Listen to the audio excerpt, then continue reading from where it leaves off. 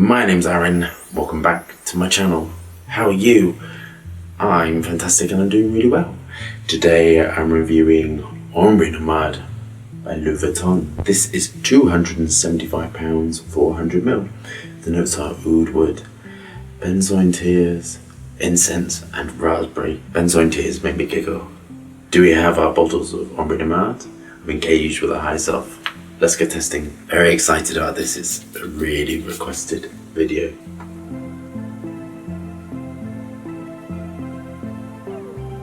So this reminds me massively of two other fragrances, Roger's Amber Oud, which I really liked. This also reminds me of my Luna, but my Luna is much more projecting and has much more fruit facets to it.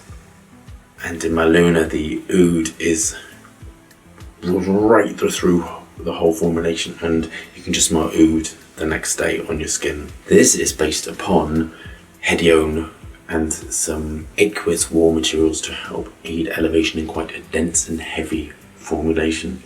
What you're smelling initially is quite a few things which I'm going to try and go through. So you have the top floral notes, which are phenyl ethyl alcohol, citronellal, hexylsalicylate, and linalool, and that's sort of how to build a top note rose formulation. It's really apparent in this.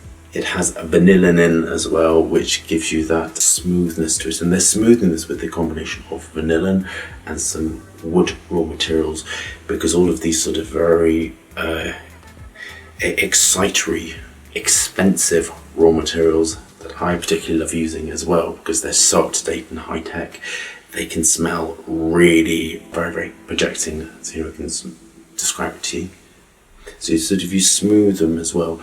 This is using nitro musk and ethyl brassowate, which is sort of like a vanilla-y sort of musk. It's you can dose it quite high. You don't really get the flattening effect from it. The fruit core is quite nice as well. That is a mixture of acetates, raspberry ketone is quite high up, and then you have the Damescone molecules. Damescone is I think there's 5 Damescone, alpha, beta, delta, gamma, and Damescone, and there's another one as well. I think there's 5 or 6, I can't remember offhand. They're all quite different as well, again, and that's where the molecules sort of lie. I think the alpha Damescone is appley, and beta is sort of more blackcurrant. So you have apple, blackcurrant, and then you have one that smells of wine, and then you have one which is really sort of quite high impact. Now this has leathery raw materials. I think it's called quinolone, sub-Q quinolone, and that is combined also with a new raw material that I'm working with. I particularly love, and I'm going to do something with next year. That's called Cyprol. Cyprol I really love. It's very expensive. And Cyprol can be used in combinations with patchouli and sandalwood and balsams to create the smell of oud. It's a very interesting raw material actually. It gives that sort of feel of oud. And this has another raw material as well, which I've got in. You might be interested to know how I sort of work. I try to have days, which is getting more impossible as I'm becoming much more of a businessman and less of a perfumer, which is a bit sad, but I have days when I get in raw materials from all around the world and I basically apply them one at a time to a base, and I see, do I like it? What does it do? Because marketing will tell you one thing, they'll say it smells of this, that and the other, and then you get it and it absolutely doesn't. And one is called Ambrol, and Ambrol is a really strong bitter amber, and that can be used as well in a lot of industrial ouds to create an oud cord. It's very strong. It's normally applied at trace amounts because it's so powerful, but it gives that sort of tinny thing to an oud cord that you need. You can absolutely detect it in this. You can detect the leather molecules actually. There's 2 leathery raw materials combined with the Cyprol. This is quite leathery. Very nice though. On to my final thoughts. So the first 2 marks are for technical ability, whether the box is legal and compliant, whether I think it's safe. Absolutely. I mean, I'd be gobsmacked if a massive house like this didn't didn't comply. They have regulatory departments, so they'd be on the ball with that, absolutely. So yes, 2 out of 2. Next 2 marks are whether the dry down is particularly good and how long the projection lasts, all of that. So I tend to wear these for a little bit now. You have requested that I do it. I think this is really good actually. I can't criticise it at all. You get lots of projection and you get lots of longevity. My skin isn't the best actually for fragrances from the big houses, I'd say, because they tend to sort of dry off a little bit.